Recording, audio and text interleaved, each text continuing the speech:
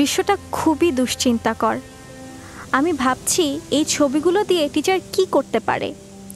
সম্ভবত এগুলো নিয়ে টিচার ক্লাসে কথা বলবে।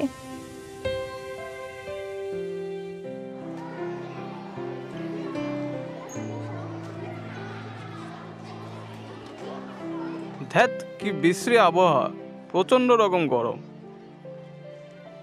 ইস, আমি যদি সমুদ্রের ধারে, সমুদ্রের ধার, আমি ওইখানে যাব। তিমুল, আমি গতকাল সমুদ্র সৈকতে গিয়েছিলাম, আর সেখানে কিছু ছবিও তুলেছি।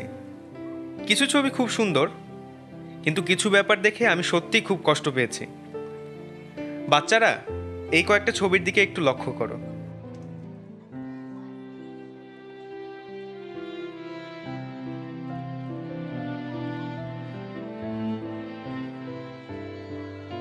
স্যার, ওই গাছগুলোর কি হয়েছে? আর গাছগুলোকে দেখে কেন মনে হচ্ছে ওগুলো মারা যাবে? হয়তোবা কোনো ঢেউগুলোকে খেয়ে ফেলেছে। হ্যাঁ তিমুল, একদিক থেকে তুমি ঠিকই বলেছ। ওই গাছগুলো সমুদ্রের পানি বাড়ার কারণে ক্ষতিগ্রস্ত হয়েছে, আর সমুদ্রের পানি বাড়ার জন্য বিশ্ব উষ্ণতা নামে একটি ঘটনা দায়ী। বিশ্ব উষ্ণতা মানে কি? পৃথিবী গরম হওয়া?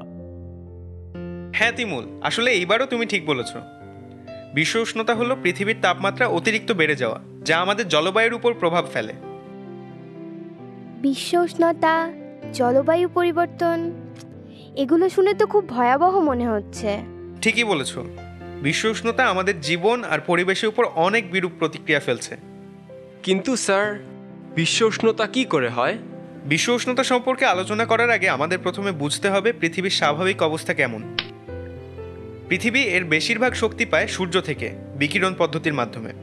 সূর্য থেকে আসে সৌরশক্তি বায়ুমণ্ডল বা পৃথিবীর চারপাশে বায়ুকে ভেদ করে আসে। পৃথিবীর উপরিভাগ সৌরশক্তি শোষণ করে এবং বিকিরিত তাপ হিসাবে আবার বায়ুমণ্ডলে ছেড়ে দেয়, যার কিছুটা মহাশূন্যেও চলে যায়। আর বিকিরিত তাপের কিছুটা পরিবেশে থাকা গ্রিনহাউস গ্যাস শোষণ করে এবং আবার ভূপৃষ্ঠে ফেরত আসে। এটি পৃথিবীকে উত্তপ্ত করে তোলে এবং একেই বলা হয় গ্রিনহাউস প্রতিক্রিয়া। Greenhouse gas? কি উদ্ভট নাম! এগুলো কি আসলে? পৃথিবীর বায়ুমণ্ডলে সাধারণত কিছু গ্রিনহাউস গ্যাস থাকে। যে তিনটি গ্যাস প্রধানত গ্রিনহাউস প্রতিক্রিয়ায় ভূমিকা রাখে তা হলো কার্বন ডাইঅক্সাইড, মিথেন আর বাষ্প। এই গ্রিনহাউস গ্যাস তাপ ধরে রেখে পৃথিবীকে উত্তপ্ত করে রাখে। বায়ুমণ্ডলের স্বাভাবিক মাত্রার গ্রিনহাউস গ্যাস বিশ্বের তাপমাত্রাকে প্রাণীজগতের জন্য সহনীয় পর্যায়ে রাখে। খুব সহজে বলতে গেলে স্বাভাবিক মাত্রার গ্রিনহাউস প্রতিক্রিয়া পৃথিবীর তাপমাত্রাকে স্বাভাবিক রাখতে সাহায্য করে। কিন্তু 200 বছর আগে থেকে মানুষের কর্মকাণ্ডের কারণে গ্রিনহাউস গ্যাস, বিশেষ করে কার্বন ডাইঅক্সাইড, দ্রুত বাড়া শুরু করে। জনসংখ্যা বাড়ার সাথে সাথে আমাদের শক্তির চাহিদাও বাড়তে থাকে। এছাড়াও আমরা জীবনকে আরামদায়ক করতে বিভিন্ন জিনিস ব্যবহার করি, যেমন গাড়ি, এয়ার কন্ডিশনার বা ডিসপোজেবল জিনিসপত্র। এসবের খারাপ দিক হলো অতিরিক্ত দূষণ। দূষণ পৃথিবীর বায়ুমণ্ডলে অতিরিক্ত গ্রিনহাউস গ্যাস সৃষ্টি করে। এটা তাপ আদান প্রদানের ভারসাম্যকে নষ্ট করে আর তাপমাত্রা বাড়িয়ে তোলে। এই অবস্থাটাকে বলা হয় বিশ্ব উষ্ণতা। বিশ্ব উষ্ণতার কারণে পৃথিবীর জলবায়ুর পরিবর্তন ঘটছে। তোমরা তো বুঝছোই, এর অর্থই হলো দুর্যোগ, প্রাকৃতিক দুর্যোগ। স্যার, ছবির ওই আজবভাবে উপড়ানো গাছগুলা একটা পরিবেশগত সমস্যা, তাই না? হ্যাঁ বাদল, এটাও প্রাকৃতিক দুর্যোগের মধ্যে একটা, যা তাপমাত্রা বেড়ে যাওয়ার কারণে ঘটে। বিগত 100 বছরে পৃথিবীর গড় তাপমাত্রা 0.7 থেকে 0.8 ডিগ্রি সেলসিয়াস পর্যন্ত বেড়ে গেছে। পৃথিবীর উষ্ণতা বৃদ্ধির ফলে বরফ গলে যাচ্ছে, বিশেষ করে মেরু অঞ্চলের বরফ। এই বরফ গলা পানি সমুদ্রে গিয়ে মিশে যায়। বরফ গলা এই পানির পরিমাণ কিন্তু একেবারে কম না। এভাবে বিশ্বের তাপমাত্রা বৃদ্ধি সমুদ্রের পানির পরিমাণ অনেক বাড়িয়ে দেয় এবং এতে করে ভূপৃষ্ঠ থেকে সমুদ্রের পানির উচ্চতাও বেড়ে যায়। বিগত 100 বছরে ভূপৃষ্ঠ থেকে সমুদ্রের পানির উচ্চতা গড়ে 20 সেন্টিমিটার বেড়েছে। আমি বুঝি না, মাত্র 0.7 ডিগ্রি তাপমাত্রা বাড়া আর 20 সেন্টিমিটার সমুদ্রের উচ্চতা বাড়ায় আমরা তো চিন্তিত কেন? এটা তো সামান্য।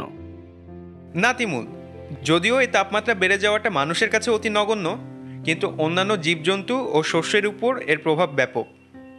এবং যদিও এই তাপমাত্রা বৃদ্ধি এবং সমুদ্র স্তরের উচ্চতা বৃদ্ধি সামান্য বিষয় বলে মনে হচ্ছে, কিন্তু এখান থেকে তুমি নিশ্চয়ই বুঝতে পারছো যে সমুদ্র স্তরের উচ্চতায় সামান্য বৃদ্ধি অগভীর সমুদ্র উপকূলীয় এলাকায় ব্যাপকভাবে পানি স্তরের উচ্চতা বৃদ্ধি করতে পারে। আর তুমি জানো যে বাংলাদেশের ভূপৃষ্ঠ হচ্ছে সমতল ভূমি, তাই পানির বৃদ্ধি উপকূলীয় সমতল ভূমিকে ব্যাপকভাবে ক্ষতিগ্রস্ত করছে। এটা উপকূলে বসবাসকারী মানুষ, জীবজন্তু ও গাছপালার জীবন ধ্বংস করছে। আমার গাছ ভাল লাগে না, আমার গরম সমুদ্রই ভাল লাগে। গরম সমুদ্রে সাঁতার কাটতে খুব মজা। না তিমুল, সমুদ্রের জন্য তাপমাত্রা বৃদ্ধি আরও বিপদ ডেকে আনে।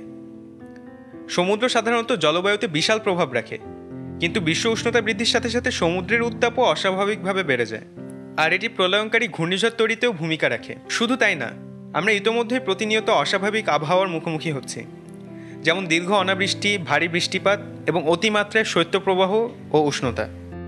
ওহো, কি চিন্তার বিষয়! বিশ্ব উষ্ণতার জন্য এত ধরনের দুর্যোগ হয়, আমরা তাহলে কি করব? ভালো খবর হচ্ছে যে আমরা কিন্তু বিশ্ব উষ্ণতার ব্যাপারে একটা কিছু করতে পারি, কিন্তু আমাদেরকে খুব তাড়াতাড়ি কিছু একটা করতে হবে, কারণ পৃথিবী ইতোমধ্যেই অনেক ক্ষতির সম্মুখীন হয়েছে। মানুষের দায়িত্বহীনতার কারণে বিশ্ব উষ্ণ হয়ে যাচ্ছে এবং তা দিনকে দিন খুব দ্রুত বেড়ে যাচ্ছে। বিশ্ব উষ্ণতা কমানোর জন্য সবচেয়ে বড় প্রচেষ্টা হচ্ছে গ্রিনহাউস গ্যাসের উৎপত্তির কারণগুলো সম্পর্কে জানা এবং তা কমানোর জন্য পদক্ষেপ নেওয়া।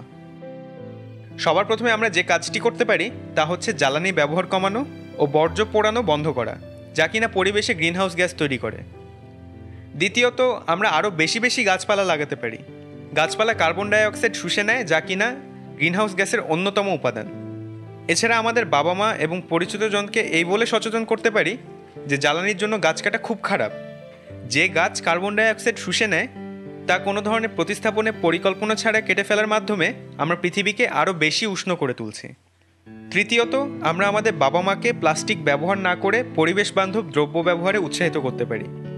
যদিও এগুলো খুবই সামান্য ব্যাপার, তবুও আমি নিশ্চিত যে আমরা যদি কাজগুলো একসাথে করি তাহলে পরিবর্তন আনতে পারবো এবং বিশ্বের উষ্ণতা রোধে পৃথিবীকে সাহায্য করতে পারবো।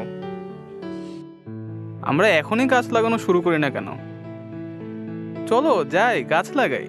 শাবাশ তিমুল, আমি খুব খুশি যে তুমি পরিবেশ উন্নয়নে কাজ করতে চাচ্ছ।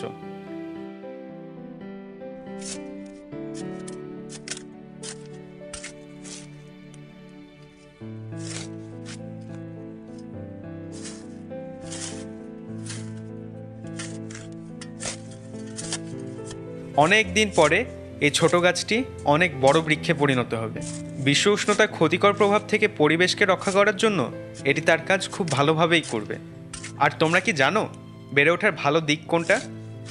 তোমরা যখন এই গাছটির মতনও বড় হতে থাকবে তখন তোমরা পরিবেশ রক্ষায় তোমাদের দায়িত্ব বেশ ভালোভাবে বুঝতে পারবে। তোমাদের মাঝে কেউ বিজ্ঞানী হবে, বাকিরা প্রযুক্তিতে খুব ভালো হবে, আবার কেউ কেউ সরকারের সাথে কাজ করবে।